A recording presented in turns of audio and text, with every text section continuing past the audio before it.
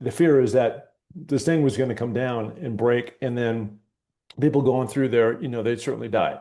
So how did you navigate that? Well, we're really, really lucky. We've already talked about my work in practice. So we were probably 2 weeks later than most people get into base camp. So, we were on the trek when we heard about the Okay. Sirac Yeah. blocking the route and the delay, which actually that delay became 19 days. So the season essentially started 19 days later. So just to give the audience a little bit of context, the icefall doctors will lay the route from base camp up to camp one. They came across this Sirac. They thought it was too unstable. Um, and I wasn't at base camp at this time, so it's difficult to tell. But it does sound like they may, and I've got lots of respect for the icefall doctors, but it sounds like they may have sat on their hands a little bit. They're like, okay, we just got to wait for this to collapse. We were trekking in, myself and the client. We started to hear these rumors, and it sounded quite terminal.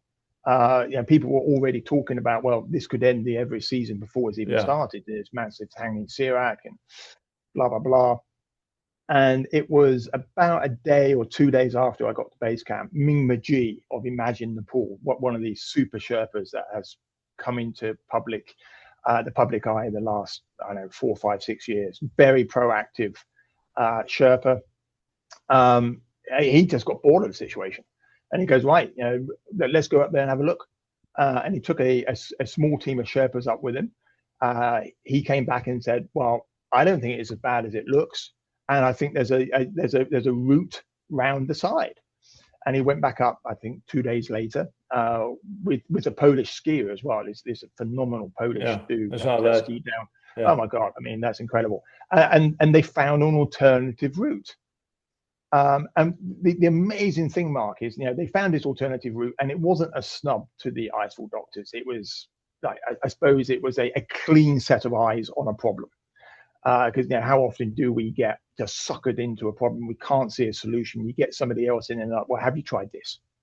They found a way around to camp one, but the season was best part of 3 weeks late. And everybody's just thinking, shit, what's going to happen? It's going to be a super late summit. How is that going to help with the numbers of people on the mountain? Yeah. Everybody's been waiting at base camp, getting very anxious. Some people were getting quite angry. And then predominantly three teams came together. It was Elite Expeditions, which is Nims's company, Yeah. Imagine Nepal, Mingmaji, and Seven Summits, which is Tashi, Mingma, and Dower. They came together.